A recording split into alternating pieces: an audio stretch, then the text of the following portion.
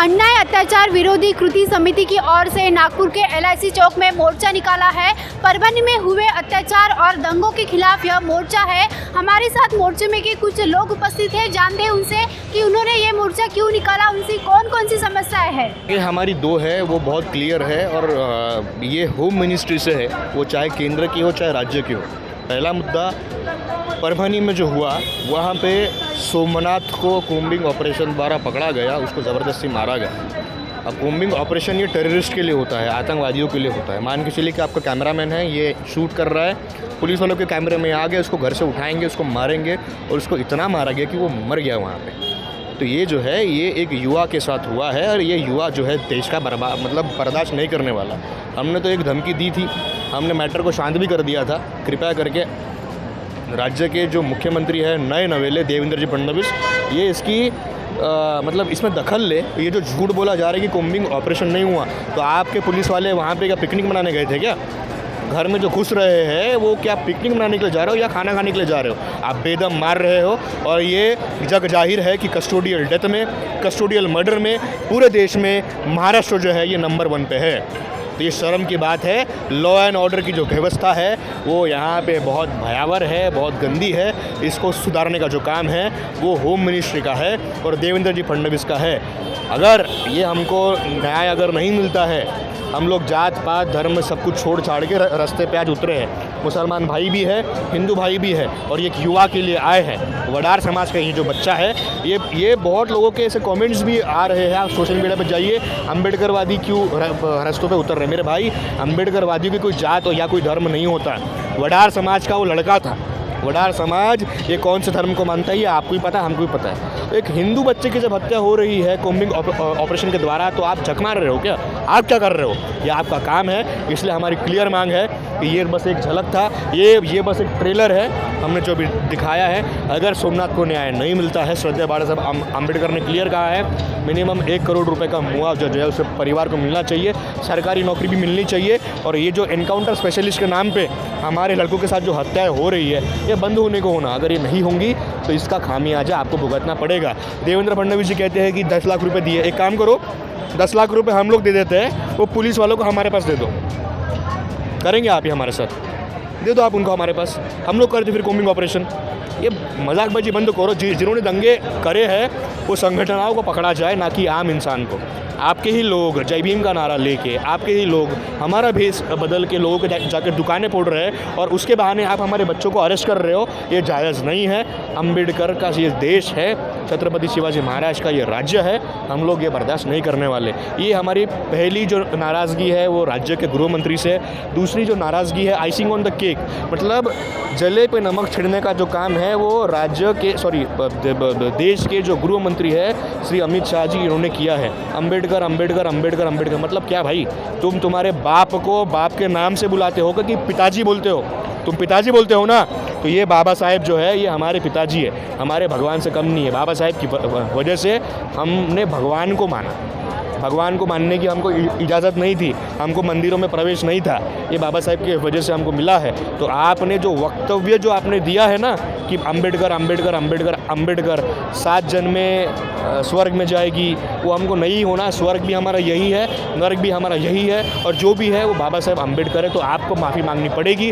अगर आपने माफ़ी नहीं मांगी अमित शाह जी, आपको इसका खामियाजा भुगतना पड़ेगा, आपको राजीनामा देना पड़ेगा। क्योंकि आपके जो बाप है ना मोदी, वो भी उनके भी बाप है बाबा साहेब अम्बेडकर, क्योंकि उनके वजह से आप देश के प्रधानमंत्री बने हो। मुसलमानों को, दलितों को, महिलाओं को, पिछड़ों को, आदिवासियों को और दलितों को आप डरा नहीं सकते, क्योंकि अभी हम लोग जो है अब हम लोग अपनी पे उतर गए हैं। और अगर अपनी पे हम लोग जब उतरते हैं तो आपको भी पता है कि हम लोगों ने क्या क्या इतिहास में किया है। तो आप लोग एकदम तैयार रहिए, डरने वाली बात है नहीं कि हम लोग किसी के बाप से नहीं डरते। अभी आपको माफ़ी मांगनी चाहिए, यही हमारी छोटी सी मांग है। राजीनामा दो और माफ़ी मांग लो, ख़त्म कर दो। और अगली बार से परम पूज्य बोधिसत्व भारत रत्न विश्व रत्न डॉक्टर बाबा साहेब अम्बेडकर की जय, ये आपको बोलना पड़ेगा। अगर आप ये नहीं बोलोगे तो आपको अम्बेडकर बोलने का अधिकार तो किसी ने दिया नहीं है। अम्बेडकर आपके बाप है, ये आपको दिमाग पर रखना है। ये मोर्चा परभनी के मुद्दे पर मोर्चा निकाला गया है। जिस प्रकार से परभनी में दलित समाज के ऊपर कॉम्बिंग पुलिस प्रशासन द्वारा कॉम्बिंग ऑपरेशन हुआ है। उस कॉम्बिंग ऑपरेशन के विरोध में और हमारे दलित समाज का एक जो व्यक्ति है उसे मार के पुलिस प्रशासन के जो जेल होते हैं उसमें मतलब मार के मार ही दिया, ख़त्म कर दिया, उसकी हत्या कर दी गई। और उनका कहना है कि हार्ट अटैक से इसकी मृत्यु हुई है। लेकिन जब क्या बोलते हैं उसको पोस्टमार्टम रिपोर्ट, जब ऑन कैमरा पोस्टमार्टम रिपोर्ट हुई, ऑन कैमरा में ये दिखाया गया है कि multiple injuries to a person, मतलब वो पर्सन को मार के पुलिस ने उसकी हत्या कर दी। तो इस हत्या का जिम्मेदार कौन है? इस हत्या का जिम्मेदार या बीजेपी है, इस हत्या का जिम्मेदार मुख्यमंत्री है, इस हत्या का जिम्मेदार कांग्रेस है। क्योंकि कांग्रेस के महाविकास आघाड़ी के नेता जब वहाँ जाते हैं तो व्यापारियों को बोलते हैं कि दुकान चालू करो, मैं सब देख लूँगा। वो महाविकास आघाड़ी के नेता जिन्होंने संविधान के नाम पर वोट लिए और ये यहाँ चुन के गए, वो दलित समाज के विरोध में जाते हैं। दलित समाज ने उनको चुन के दिए, सबसे बड़ी गलती हुई है। और बीजेपी को तो दलित समाज वोट देता ही नहीं है, और बीजेपी को दलित समाज वोट देता नहीं है। इसका मतलब बीजेपी ने जो कॉम्बिंग ऑपरेशन करने लगी, वो कॉम्बिंग ऑपरेशन किसके कहने पर हुआ? कॉम्बिंग ऑपरेशन क्यों होता है? आतंकवादियों को ढूंढने होता है। कश्मीर में कॉम्बिंग ऑपरेशन होता है, जब आतंकवादी घुसते हैं अपने एरिया में तब कॉम्बिंग ऑपरेशन होता है। कॉम्बिंग ऑपरेशन सिर्फ हमारे दलित बस्तियों में हुआ है, ओबीसी बस्तियों में नहीं हुआ, मराठा बस्तियों में नहीं हुआ। मतलब उन्होंने जानबूझ के दलित लोगों को टारगेट किया है। टारगेट करने के बाद हमारे जो कुछ युवक है, 27 युवक को उन्होंने उठाया, जो पढ़े लिखे युवक है। भीमा कोरेगांव के दंगल के बाद सबसे बड़ी दंगल महाराष्ट्र में ये हुई, परभनी की दंगल। परभनी की दंगल में जब इन 27 लोगों को उठाया गया तो 27 लोगों में से सोमनाथ सूर्यवंशी नामक एक व्यक्ति था। पुलिस ने उसे मार के उसकी हत्या कर दी। तो हत्या के बाद पुलिस प्रशासन ने शांति का माहौल करने के बजाय वहाँ पर और माहौल ख़राब किया। परभनी में जब माहौल ख़राब हुआ तो आदरणीय प्रकाश आंबेडकर साहब वहाँ आए और शांति का माहौल बनाए रखने की कोशिश की। लेकिन जब सोमनाथ सूर्यवंशी का मृतदेह परभनी लाना था तो पुलिस प्रशासन कहता है कि इसका मृतदेह लातूर लेके जाओ। तो देवेंद्र फडणवीस सरकार ने जालना में उसका मृतदेह रोका। मृतदेह रोकने के बाद आदरणीय बाला साहब आंबेडकर ने फडणवीस को फ़ोन किया कि मृतदेह क्यों रोका गया? अगर मृतदेह आज रोका गया, उसका अंतिम संस्कार परभनी में होना है, वो व्यक्ति परभनी का रहने वाला है। इस सारे कांड में बीजेपी सरकार दब रही थी, बीजेपी सरकार फंस रही थी। तो बीजेपी सरकार ने खुद को बचने के लिए पुलिस प्रशासन का उपयोग किए और वहाँ कॉम्बिंग ऑपरेशन करके कई लोगों को उठाए। और हमारे जो परभनी का जो युवक मर गया है उसके लिए हम संवेदना व्यक्त करते हैं। दोबारा ऐसा होना नहीं चाहिए। और जो परभनी का युवक जो मरा उसके ऊपर उसको मारने का काम एक घोरबड़ करके पुलिस वाला है। वो अक्षय भालेराव केस में भी था, भीमा कोरेगांव केस में भी था। मतलब वो ऑलरेडी क्रिमिनल माइंडेड पुलिस वाला है। वो पुलिस वाले को प्रशासन ने आज तक ड्यूटी पे कैसे रखा? उसके हाथों से वो व्यक्ति मरा, उसके ऊपर मानववध का गुना दाखिल होकर 302 गुना दाखिल होकर उसके पुलिस प्रशासन ड्यूटी से उसे बेदखल कर दिया जाए और सेंट्रल जेल भेज दिया जाए, या फिर उसे फांसी की सज़ा होनी चाहिए। क्योंकि एक दलित समाज का व्यक्ति मरा है और ये बीजेपी सरकार चाहती है दलित आगे ना बढ़े, क्योंकि वो वकील बनने वाला तो कुछ दिनों में। ऐसे लोगों को उठाने का काम बीजेपी सरकार कर रही है। और परभनी के मुद्दे पर जो हमने ये मोर्चा निकाला है, ये मोर्चा सिर्फ नागपुर में नहीं है, ये पूरे महाराष्ट्र में मोर्चा चल रहा है। परभनी में भी बहुत बड़ा मोर्चा चल रहा है। और विरोधी सरकार हो या पक्ष की सरकार हो, दोनों इस परभनी के मुद्दे को संसद में हो या विधानसभा में आवाज़ नहीं उठा रही है। सिर्फ पुलिस की बाजू रखने का काम ये सरकार कर रही है। तो हम न्याय किसको मांगेंगे? कौन सी सरकार को न्याय मांगेंगे? ये सरकार हमारे हित की सरकार है ही नहीं, इसलिए हमें रोड की लड़ाई लड़ना पड़ता है। सोमनाथ सूर्यवंशी को जब तक न्याय नहीं मिलता तब तक ये नागपुर में मोर्चा चलते रहेगा, पूरे महाराष्ट्र में मोर्चा चलते रहेगा। जिस समय सोमनाथ सूर्यवंशी को न्याय मिलेगा तभी ये मोर्चा रुकेगा। रहा सवाल अमित शाह का, अमित शाह ने जो बाबा साहेब के बारे में टिप्पणी की वो बेहद ही निषेधार्थ टिप्पणी है। इसका मतलब ये नहीं कि कांग्रेस अच्छी है। उसने टिप्पणी के बाद कांग्रेस को घेरा है और कांग्रेस ने वो टिप्पणी पे घेरा है। वो घेर के परभनी का मुद्दा दबाने का काम ये दोनों सरकार कर रही है। ये दोनों सरकार एक में के ऊपर जितना कीचड़ उछालना है उछाले, एक में को नंगा करना है नंगा करे, लेकिन बाबा साहेब का नाम बीच में ना लाए। ये मैं इन दोनों को कहना चाहता हूँ, क्योंकि दोनों सरकार हमारे विरोध की सरकार है और परभनी के मुद्दे पर दोनों सरकार नहीं बोल रही है। मी प्राध्यापक पुष्पा घोडके आज 20 तारखेला मोर्चाचं आयोजन केलेलं आहे। इंदोरापासून तर विधान भवनपर्यंत ज्या ह्या महाराष्ट्रामध्ये परभणी ह्या ठिकाणी सोमनाथ सूर्यवंशी यांना अमानुषरित्या आणि क्रूरपणे त्यांना न्यायालयीन कोठडीमध्ये मारण्यात आलं। आणि त्याचप्रमाणे आज विधानसभेमध्ये मोदी शहाने जे डॉक्टर बाबासाहेब आंबेडकरांविषयी जे वक्तव्य केलेलं आहे त्याविषयी हा मोर्चाचं आयोजन आहे।